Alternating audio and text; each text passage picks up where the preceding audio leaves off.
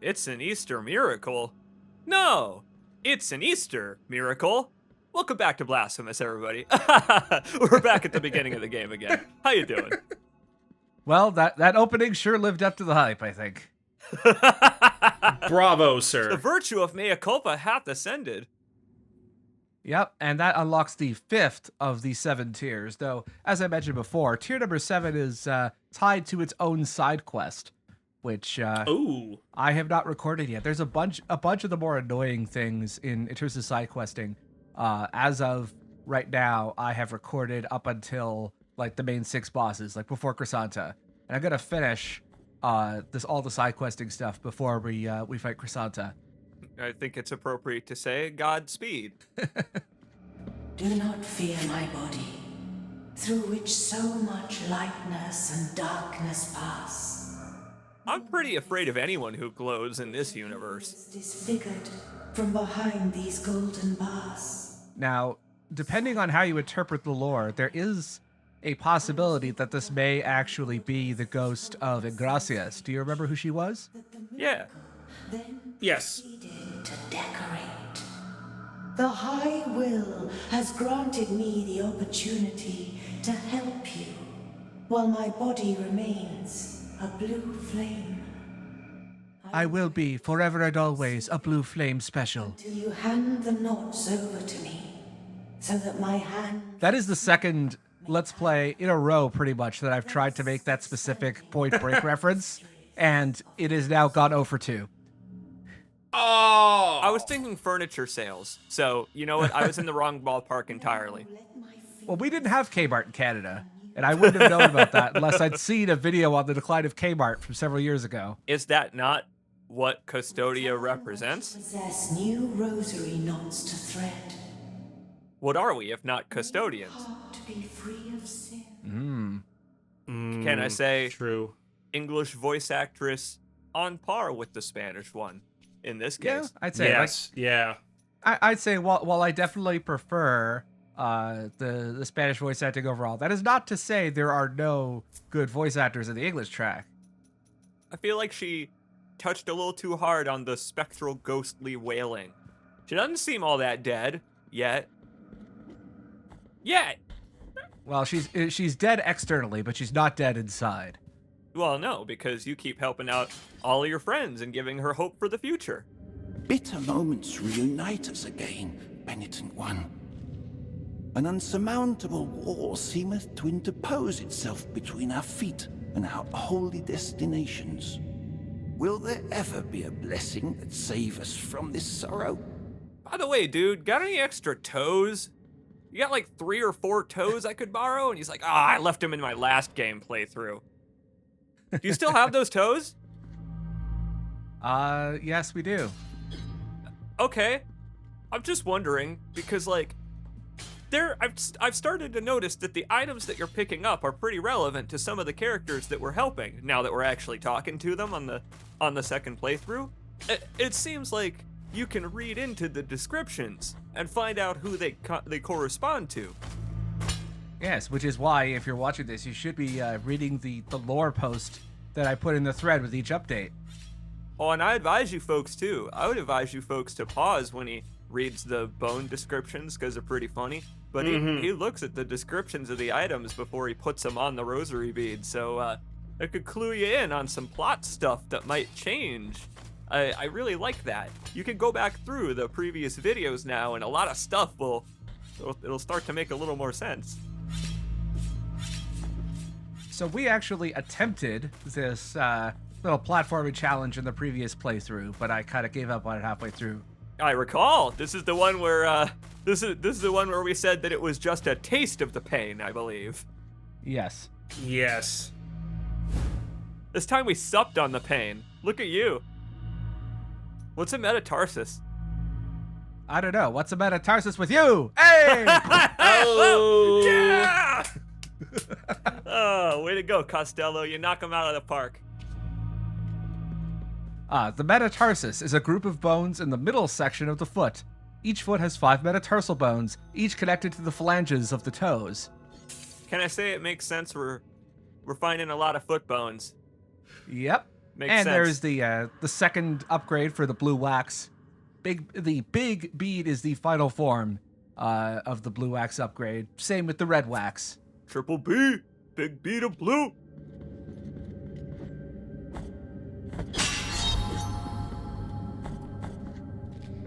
I'm not worthy of thine infinite compassion. I really want to make that the thumbnail somehow. If I could figure out like a frame or two in between the subtitles. This is not supposed to happen. For his holy Just refuses to look at the man. marching towards holy prohibitions. How can a simple pilgrim advance through such fortification? O fraternal father, O master of pilgrims, how arduous are your upcoming trials? How much more shit do I have to climb to get out of here? I Now, have a I have question. to assume that we're dead to... Sorry, go ahead. How did he get to the pit where we found him? I guess it was the will of the miracle. Also, here's a really easy bone collectible that I Oh. missed the first time. Oh, that's sneaky. I know what a phalanx is. I've got one of those. Wait, I've got most of these, don't I? You should. That is a question. And you Is there a bone for each bone in the human body? Because we have a lot of those. I don't believe so. I think it was limited to how many ideas they got from the Kickstarter backers. I gotcha. One in silence, you stand before what remains of Gemino. Oh, Gemino, actually. fret for me, the cold is merciful. It's called. I think he's called the Mega Drive in Europe. No, it's the Mecha Drive. Excuse me. Oh yeah, okay. You got to get the voiceless frictive in there. Tomb, lengthening distress more and more. To a promised land you direct your march, to the place where the frozen and the burning embrace in communion. Let me ask of you the favor of bringing me a few drops of the oils that once came out of Now I'm not entirely sure because it's open to interpretation, but I think there may be some connection between olive oil and the gold that comes from the Asamedi dust. before it is too late for me. Means the color of gold. Olive oil is a classic alchemical ingredient that makes aqua regia, which is one of the ingredients used to make, Become another branch of I don't know, philosopher's potions and alchemical potions. I don't know much about it beyond that. I just played The Witcher. Hey, who knows? Maybe Kemino did too. In this playthrough, we're gonna let Hemino die. We already saved him in another timeline. That's the thing is, unfortunately, we now have to show off the alternative outcomes to the quest that we succeeded at the first time. There was a post in the thread, someone who did exactly what I did, where they talked to Kemino and then walked away off of the mountain, which immediately kills him. It's bold as a game design choice to let you come here first and let that happen. Mm-hmm. Now, believe it or not, with the Immaculate Bead, we just picked up one of the most important items in the steps needed to get the best, or what used to be the best ending before Wait. the DLC retconned it. What? It was just sitting here? It is indeed. Mother of pearl! We can't quite use it in its current form yet, but it will help us. Well, yeah, it's a pearl. You gotta, like, polish it a little bit, you know? And then you gotta, like, find a nice ring to slot it in. And then you can give it to Viridiana and be like, hey, babe, let's blow this popsicle stand. I picked up a new religion. I don't want to know what marriage is like in Custodia, actually. I take it back. I just have to assume that people reproduce asexually in this universe. that Oh, they like can just osmosis. pod. Yes, exactly. Yeah. God, those people that are trapped in the cages that are shaped like the prayer that they are being forced to do is the most fucked up thing I've ever seen. Every time that we come through this area or one we've been through before, I notice new horrible details. Speaking of horrible details, Yeah, feel free. uh, No! Oh! You got owned by your playstyle there. I want you to look at the top left corner of the screen. We died, but we did not accumulate any guilt. That's strange. Oh, What happened to our immaculate bead, I wonder? Ooh. Wait, I was joking. Wait, you actually do have to accumulate guilt into your immaculate pearl. You do have to You polish may it. be onto something there. You absolutely may be Uh-huh. onto something there. Clever. We gotta turn this thing into the black pearl like it's a goddamn, I don't know, pirate treasure. What? Who would figure that out on their own? Well, it's again a lot of the steps for both the former best ending and the actual best ending, they can be sussed out if you pay close attention to the lore and kind of there are some connections you can make internally. Things don't make sense from a gameplay point of view, but if you treat the world seriously and the narrative, then you might be able to make these connections on your own without looking it up in a guide. I guess it's very true. If you noticed that you died but you didn't get any guilt, the first thing I would do is check my inventory. I'd be like, hey, I don't have any thorns on my bar. Where'd they go? And I'd be Yeah. like, well, I found where the thorns went. They went into the second playthrough. An important thing to note is that in order for this to work, you have to have the Immaculate Bead equipped in one of your rosary slots.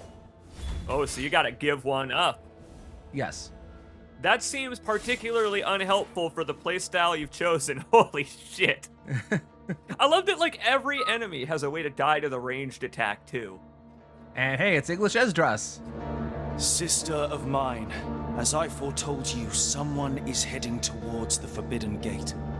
Someone who seeks the purge and excommunication of all that is sacred and rests there. No. Sounds like a guy who would shout Deus Vult. Yeah, and he's using very similar language to what Chrysanta did at the start of her boss fight. I wonder if that's important. It seems like they're a merry band of adventurers, some kind of D&D party that wandered into Custodia.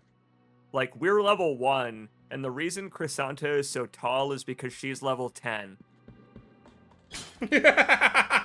Well, that we don't really need use of that Confessor statue right now because we've got the Immaculate Bead. But, That is a question.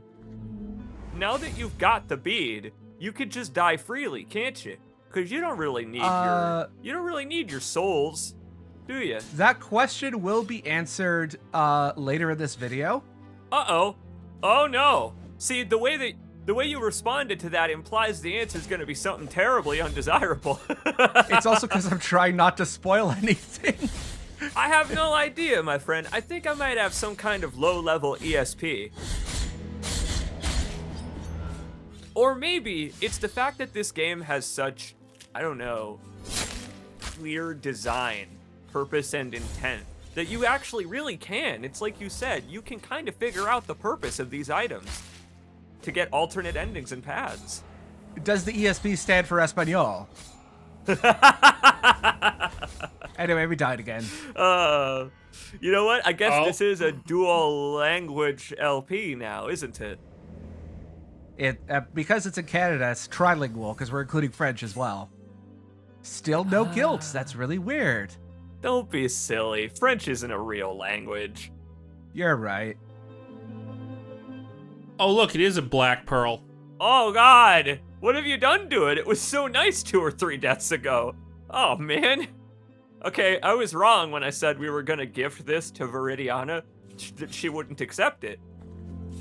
Especially when it's been, like, literally tarnished by guilt. See, if it were metaphorically tarnished by guilt, like we stole it or something badass like that, that would be cool. But it's, like, literally containing the essence of the guilt that we received from beefing it. Yeah. So, just as a general question in the hopes that you'll be able to make the connections before I bring them up, can you think of any other mechanic very specifically that deals with, easing the burden of guilt? Like in terms of being able to sort of undo the damage a bit. I don't know, Roy?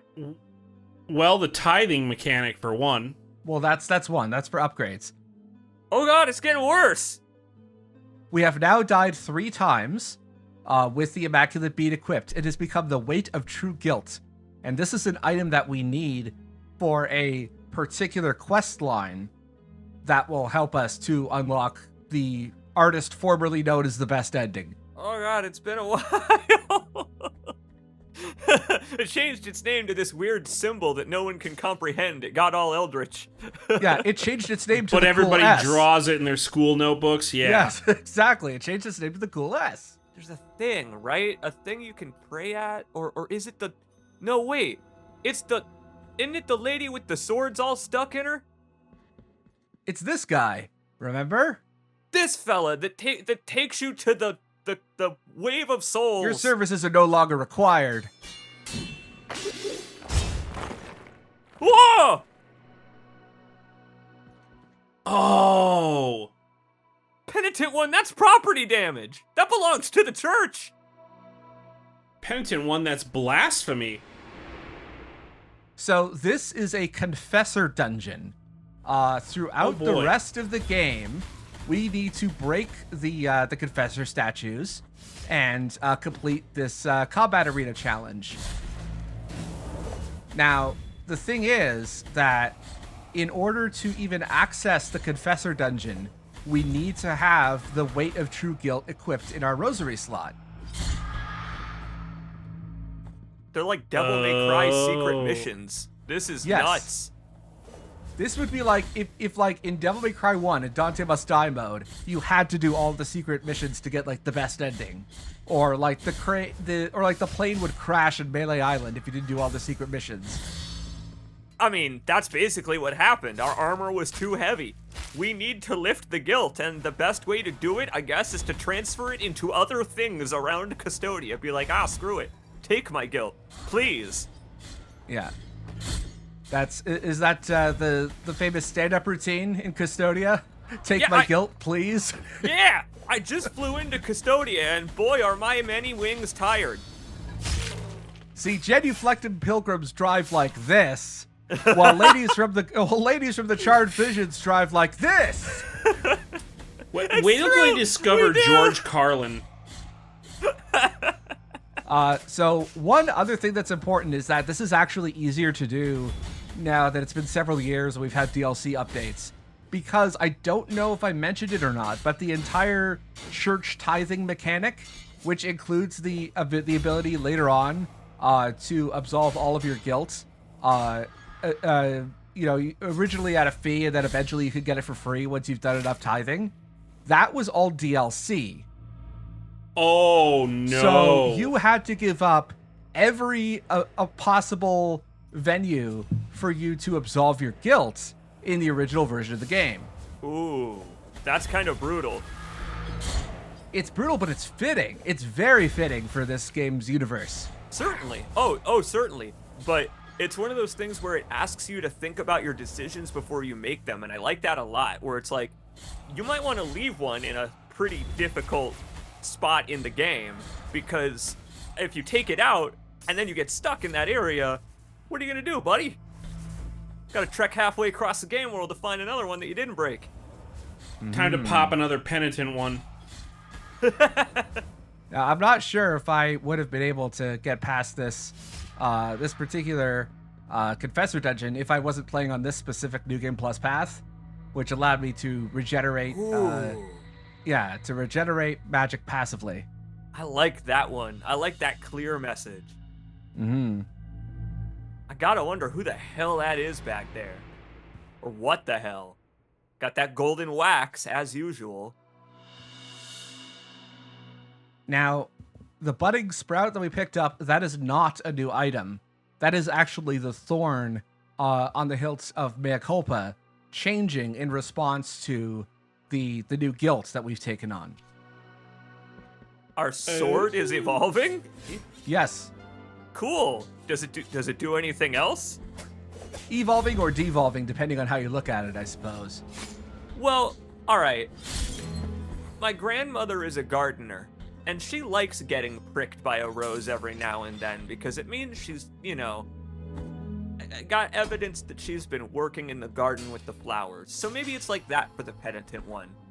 All those scars on his hand from the growing thorns is just a reminder of all the good work he's done for Custodia. The good work!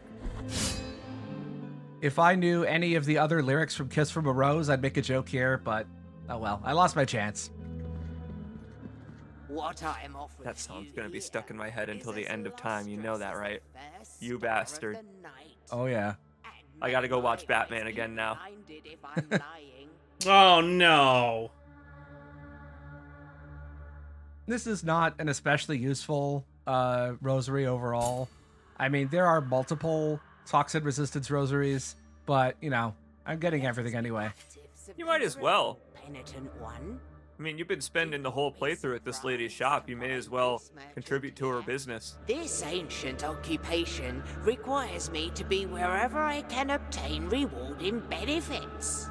Call me Candelaria. I don't know why, but Candelaria's voice reminds me of like a member of the swing from Lovely Ladies and Les Mis. I will not ask you for any money whatsoever. I think I've heard that one. Yeah, it's the one where Fantine sells herself to get money for Cosette. Cast your darkened eyes over these valuable treasures. She sounds like she should be in some kind of Mary Poppins stage production. It's a jolly holiday, Custodia.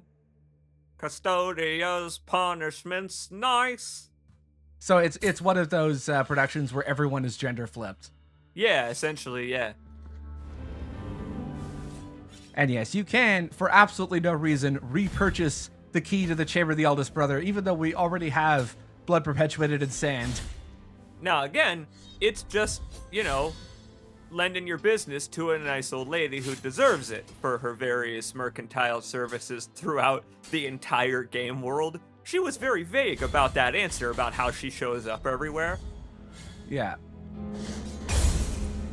How does she do it? How'd she get into the church before we did on the last playthrough? It really is incredible. The Miracle is a one-entity development team. He's responsible for everything. That's the thing. It's like, some folks ask that of the real gods that we in the real world follow, is how the hell is that fella able to follow everyone at once? Oh, you mean like Kojima? Yeah, exactly. So a lot of the combat that I cut out during this run is just stuff like that. Picking away at enemies from a distance. To be fair, the playthrough that... Oh no. From a place of blessings have I been entrusted with watching over you, penitent one. Thus it has been arranged. I love that sarcastic bent in her voice. Like, I've been sitting here and you've been saying dissent this whole time? God damn it. But only you can make that choice. Penitent one in silence. Really good VA choice. Your next task. Here I shall remain, lest you change your mind. So while we're on the topic of the English voice acting, when it came to the original English dub, unfortunately it had to be very rushed due to budget constraints. According to the documentary that I watched, they only had to record about 500 lines of dialogue, which for a game of this scope is, it's actually not that much. But they had rented out booths in 2 different studios in Spain for a total of 48 hours. So they basically had to get in like every actor they could. First take. Okay, get out of here. We don't have time for you anymore. It was very rushed, which lends itself to the uneven quality of the English track. Did a fine job in spite of it, I'll say. That's for sure. Mm-hmm. It's this fella again. So, after hours of practice, I present to you my one-hit run of 10 Pi Dad. Oh, take this, Dad! You never liked my favorite styles of music! This is also an excellent example of why the Taranto to my sister is very powerful, because it has very long invincibility frames after casting it. In fact, there's a similar move that is, it does more damage, but I actually don't consider it to be as useful because the iframes after it are shorter. Look at you go! After a whole playthrough, Oh my this God. is skill right here. My Pi Dad! Look at this man. Look at him. He just parried like 5 or 6 times in a row and then Wow. dodged like some kind of anime protagonist.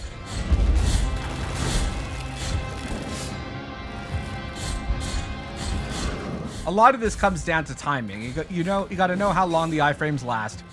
Also, by the way, finally hit something with the Azure Cyclone. Yay! Actually, in hindsight, I think that might have just been the Toronto again. Maybe I'm confusing that with a later boss fight, but I do eventually hit exactly one enemy with the Azure Cyclone. You walk up and this guy just sees you coming in the distance and he's like, this motherfucker again. When is he gonna give up on all this penitent stuff? When you humbled yourself before my most holy body, you have been granted the presence of my gold. Whoa. I never noticed that before. There's a male and a female voice layered here. I'm actually just realizing that that's meant to be foreshadowing for something in the DLC ending. But we won't be able to see that payoff for many a video yet. On this sacred sea, may the gold in my visage melt and erase the attrition of your soul. Heart of guilt, return now from the dream. Man, that's pretty awesome voice acting. That's the first one that I would consider definitively better than the Spanish. Gotta say, I admire the slick editing there, homie. Cut out that little walk through the hallway. The first That's part of what's making this playthrough a little less long in spite of the video length. met the visage of attrition. Again. How was it? Yeah, I think it. I think for the third playthrough, I think I'm gonna cut it down to like 2 or 3 videos because most of what I want to show off in video 3 are the steps to get the best ending and also a few specific side quests that I'm leaving for playthrough number 3 because they are actually as strange as this may be to believe, there are actually some goofy side quests in this game. It's got levity here and there. I believe it. And here's the thing too, right? In spite of what I just said, you're actually not even cutting out very much because the game itself just is brief. It's really well designed in that every room and hallway has a purpose. So like, there's actually not much game to cut out. It's concise in a good way.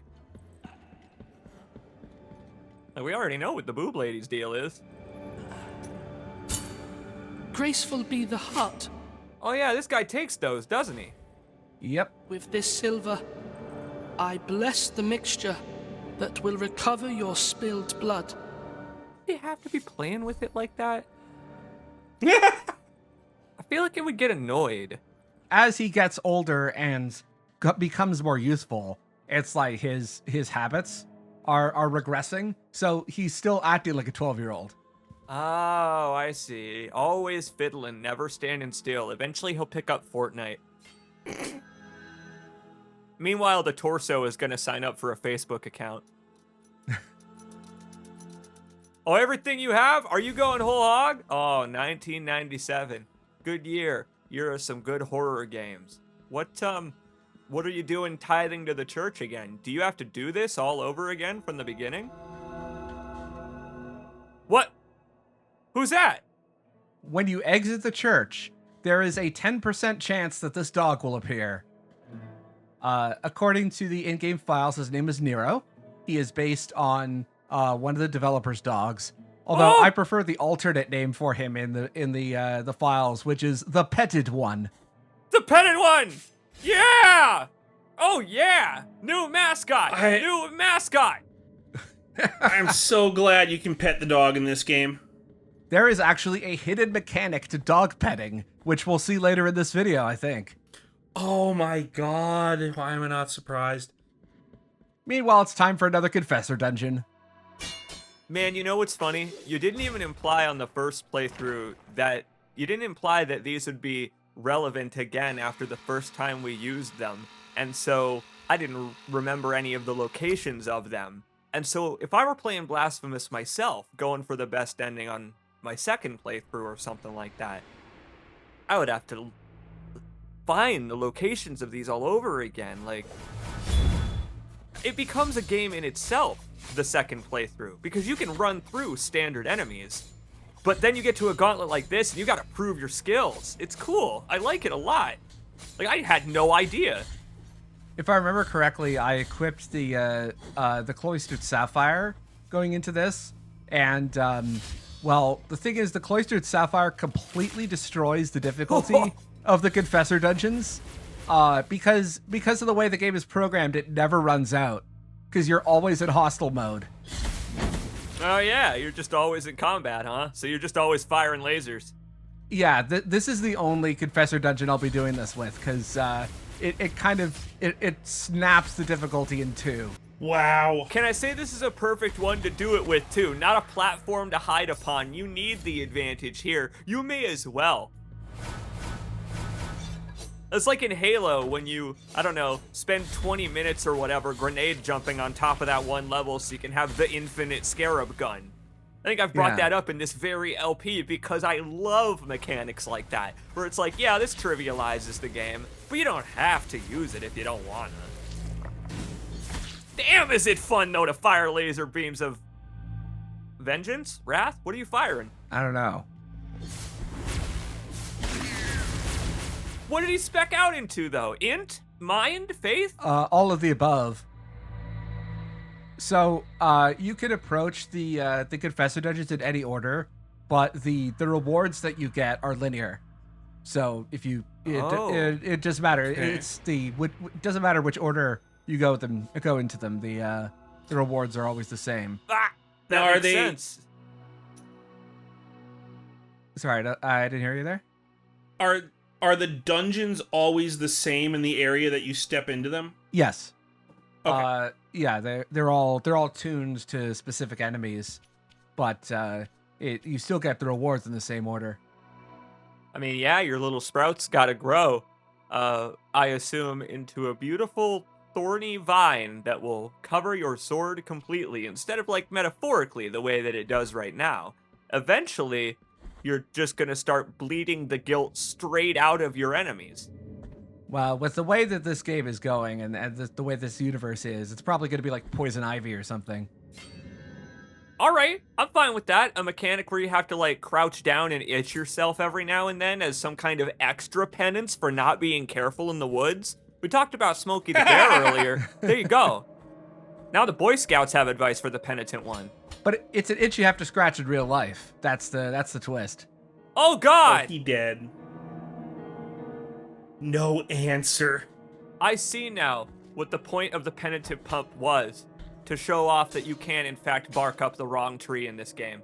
Yes.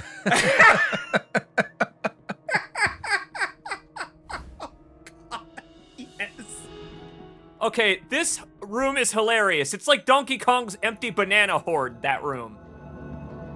I'm sorry, viewers, go back 5 seconds and look at that room and just imagine, like,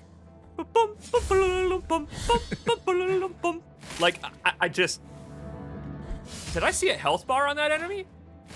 Yeah, I have the calcified eye equipped, which allows you to see the health bars. I may have lost my mind a little bit seeing that side quest fella dead. I'm sorry. The calcified eye of erudition, I think it's called. Oh, hello again. The solace and the life. Prithee heed my prayers, O Lord of the bare feet. Oh, forgive me, penitent one. Dude, why can't there be a lord of, like, metal cleats? Because you can't sell photos of metal cleats on OnlyFans. What can I do to avoid the difficulties that the miracle layeth? Oh, miracle, pray I forget that sentence was ever said to me. I love At this. this rate, the miracle is going to make sure you never forget it. That's the thing. It's already made sure I can't see or unsee what's been seen. I may as well not be able to unhear what's been heard. I like this one a lot because it's in an area you've already been through at this point in the game, and also that you likely have already opened the shortcuts for yourself on a previous outing. So you may come through this one and be like, oh shit, I already know what to do here. Help you out with that, Holmes. The shortcuts. Yeah, I think the shortcuts reset when Redento appears here. I don't know for sure though. Those bastards! It's that tall dude in the middle, setting the trees back up. that lady who's riding on the shoulders, and that's all that she's doing, don't look any closer, they are in cahoots. This goes back to what I asked the very first time we walked through, I think, this screen. What do the enemies get out of this? I'm still wondering that. They don't. They're just eternally punished by the miracle, for most of whom are getting punished for seemingly no reason. How about the way she points her foot at you to, like, command it to swing at you? I never noticed. She's probably got an OnlyFans, unfortunately. Okay, now how is Redento gonna jump that gap over there? I mean, maybe if he gets like a huge running start, like he goes all the way to the edge there. Expert ball and chain toss at the Olympics. That's what he's gonna do. You know how Luigi can do that like sideways body throw? Well, if you untied his hands, maybe he'd be really good at shot put. Nope. Part of the penitence. Hands have to remain bound. Beard has to remain heavy. He's like ZZ Top, where part of ZZ Top's penitence for being so good at rock and roll is that they have to have those long beards. Though with Redento, I don't think I've ever seen a less sharp-dressed man. It's true. Then again, every girl is crazy about him, from what I've heard. But most people in Custodia are crazy. Where's the benchmark for sanity in Custodia?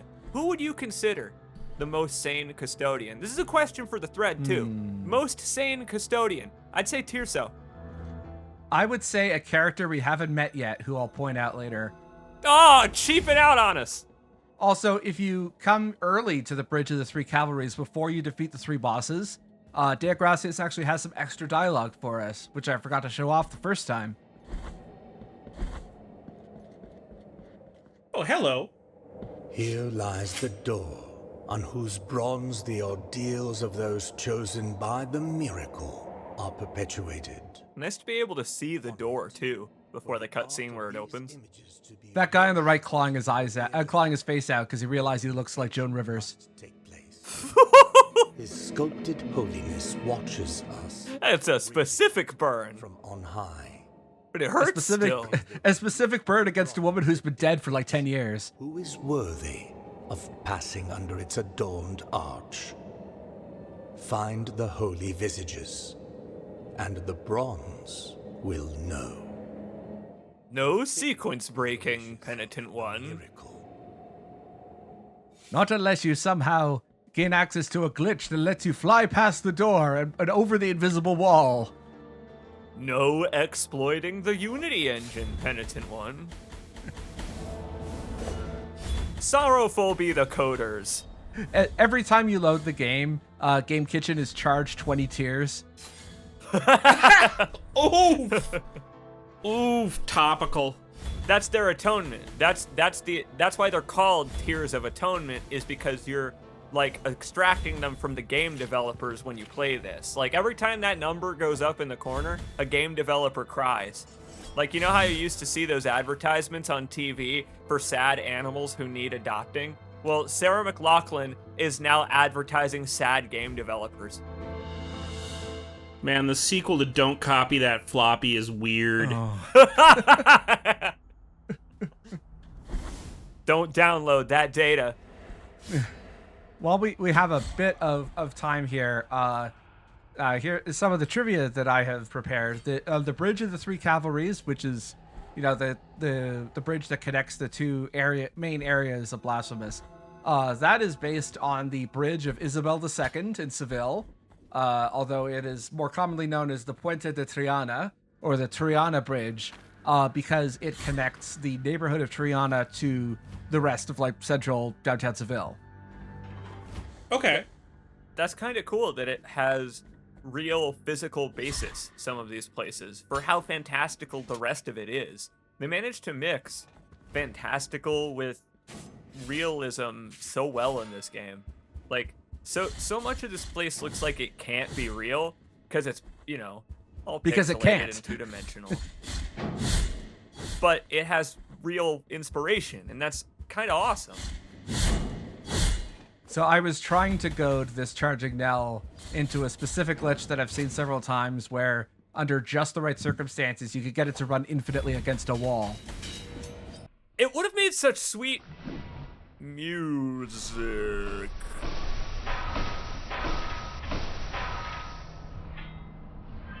So did you activate the invincibility cheat for a second there? That is, that's another example of the invincibility frames that you can get from casting certain spells. The number of iframes varies differently depending on the spell. The Vertialis as well as the Taranto, they both have, quite generous invincibility. However, there's another prayer we're going to see later, which is probably one of the most powerful prayers in the game, but it has almost no invincibility frames. Mm-hmm. So that a while back, actually, quite a few videos ago now, you were talking about iframes and your spells. It's starting to matter. Never now use that we the have them sacred all. thrust against that enemy type. Never. Don't do it. Do not follow my example. Wait, you're saying you shouldn't use the spell that renders you immobile against the enemy that attacks you only when you're within its radius? No, I was talking about the stinger, because I die. You just get thrown right into it. Fair really, enough. with no chance to counterattack at all. Or parry. Oh, I've seen gifs from Silent Hill 4 of the same thing happening on escalators. Don't worry. My God, again, I forgot this thing was here. You used these so casually the first time around. We were making jokes about chozo statues. I didn't know that they actually were chozo statues, in that they were going to beat your ass sometime. Wait a minute, you coward, where are you going? Didn't it work that way in Zero Mission as well, where the chozo statues were secretly evil, or they had some kind of hidden thing to them? Yeah. No, yeah, you take the thing from it, and the chozo statue gets up and starts to kick your ass, and it's like, ah! Yeah. They're having their revenge after all this time. So this is another demonstration about just how weak your attack gets when you're down to like 0 health. Pretty pathetic, Penitent Again, one. that's something exclusive to the New Game Plus. Additionally, it's happened several times now, but if you notice, when I take damage, my fervor drops. That is something that is also exclusive to this New Game Plus path. It doesn't happen in the other two. The way that these paths affect essentially the base gameplay of Blasphemous is pretty awesome. Especially given, look at all the items you have that you could use to offset it or play into it if you want to. Like, I find it cool that we were using the more colorful John Penitente. Oh, hey, Penitent Pup. So here's the secret hidden mechanic of dog petting. Every time you pet the dog, it regenerates a bit of your health. What? And there's no way I'm fast forwarding through this. You're seeing the whole thing. My goodness. Oh, thank God. The pup provides a magic pixel. This is fantastic.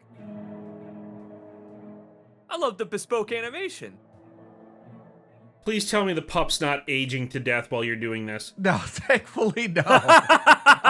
Although I don't know if I mentioned it earlier in the video, but the petted one appears very rarely. I think it's a 10% chance every time you exit the church that he will appear. And I don't think we saw him at all on the first playthrough. Yeah, there was at least one instance where I had to do some editing to remove the petted one from our first playthrough because I wanted to save it for this one. I wondered. You know what? I like that. I like that effort, homie. I respect that. But what I can also say is that the Penitent Pup is perfectly saved for playthrough 2. Just in general, the atmosphere of knowing this world and its inhabitants and being free to run around it. The Penitent Pup is perfectly placed for playthrough 2. But listen, we made it work in the end. I love a lot of alliteration. That's all. Oh no, because it's 3. Because we're doing 3, the penultimate playthrough. Ha! Very well done. Aha! Now none of us can do alliteration on command well enough to follow that up, homie. We can't follow up that foundation. No, not at all. So this room, I think we've been here before, picking up, I think this is the melted gold coins, which is another, that was something I picked up by accident without realizing it in playthrough number 1. But we will be, we will be completing this particular side quest, not in this video, but I think in the video after this. Sorrowful be the damage stat, Penitent One. So, like, if you level up your Stinger 3 or 4 more times, can you, like, reach high enough to get that baby? Not that high, but with the maxed out Stinger, you do slightly increase the height of the hitbox. That's pretty great that you do actually get something out of it other than just more damage. I never noticed the Be Not Afraid style bell that these kids are hanging from. We haven't gotten a chance to look at them really yet. I really like the design of them because normally cherubs are depicted like defying gravity with their little baby wings. These cherubs, they don't have wings. Maybe I'll put up an image from the concept art book, which shows the hands that are grasping the Children of Moonlight in greater detail.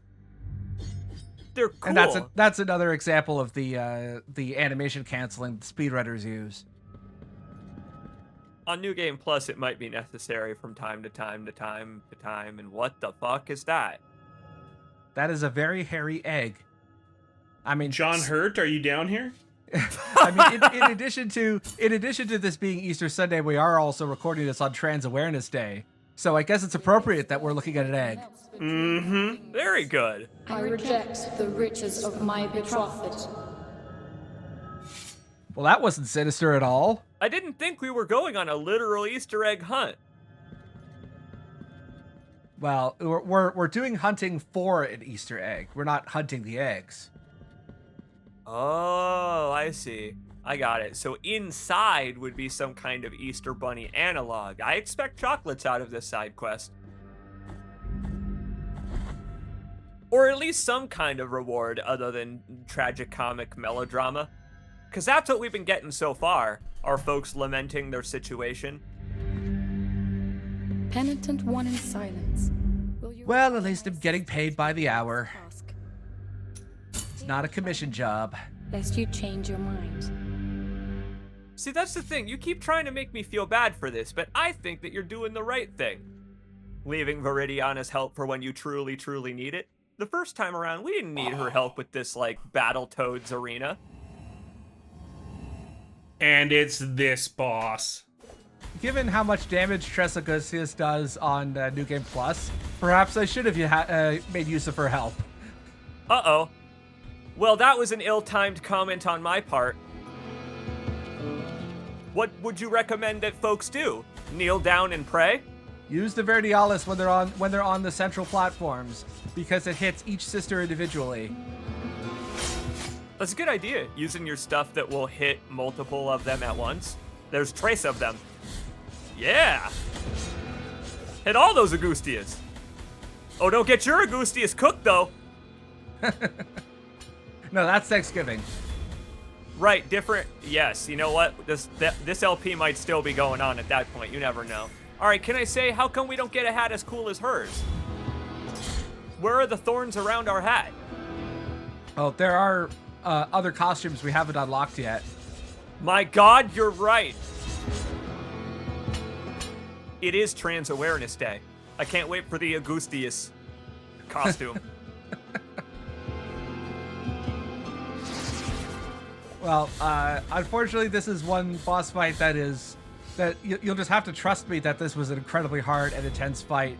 But it doesn't look nearly as crazy and dramatic. Maybe aside from that, I don't know why, but it didn't come across nearly as intense as it actually felt to play. It's the design of two-dimensional games, I feel. There's so much screen space that we can see as viewers, but you as the player are locked in, focused on the enemies and the Penitent One and the next platform to jump on. When you're playing it, it really does feel way more intense. That's why I recommend folks give this game a try. It's cheap, it's fun, and it's meaningful. Yeah, like this wasn't as hard as, say, the final boss on our first playthrough, but it did take me like an hour to do that. Oh, you said this wasn't intense? Look at your health bar. He's a professional. He's got this. I mean, honestly, the one attack of theirs that still trips me up is the wax attack with the spears. Because as you can see, each of these sisters has a different weapon, and the one that has the very ghastly Baroness-esque attack, she's the one that always trips me up. It just feels so good to do a stinger and hit them like 10 times. This game has such good hit feedback. Yeah! Oh, yeah, baby. Never gets old. I still don't know how to pronounce that Finnish artist's name, the one who inspired the look of this boss. Anyway, so we managed to get through Trisagosios without killing Viridiana this time. Can I say that I feel a little bit better now? I feel every playthrough we are slightly increasing our karmic stat. Our karmic balance is shifting in our favor here. You agree? How do you feel? Yeah, I would agree. I think so. I think that that's the path to a good ending, because when you think about it, on our last playthrough, we left all kinds of side quests unfinished or mostly finished. And in the end, we were unable to ascend to wherever the hell that mountain leads of ashes and penitent helmets. The question is, though, right? Do you think raising our karma will make us light enough as a feather to get up there? Well, I've alluded to this before, but I think the inverse needs to happen.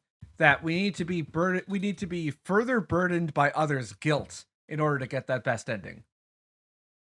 Yes, we have to be heavier than the ash itself. Yes, we are the Azazel. We are the scapegoat. We're the one we're the one taking on the pain and the suffering and the remorse of the members of Custodia. Yeah, so that's the thing. Which religion is it where you can only get into heaven if your soul is as light as a feather? An Egyptian religion of some kind? I think that was Jesus putting a spin on an old Jewish thing about the evils of being rich. So, all right. So we're gonna weigh the penitent one's soul against a 100-kilogram Acme weight. I knew it. I knew that Wile E. Coyote would be waiting for us at the gates of hell. He had to fall somewhere. Had to land somewhere. Yeah. Well, next time we'll be going through the next I think the last boss of this section is Our Lady of the Charred Visage. Some more side questing. We'll be fighting Esdras again, trying to use different strategies than the last time we beat him. And yeah, this new game plus will fly by for the most part.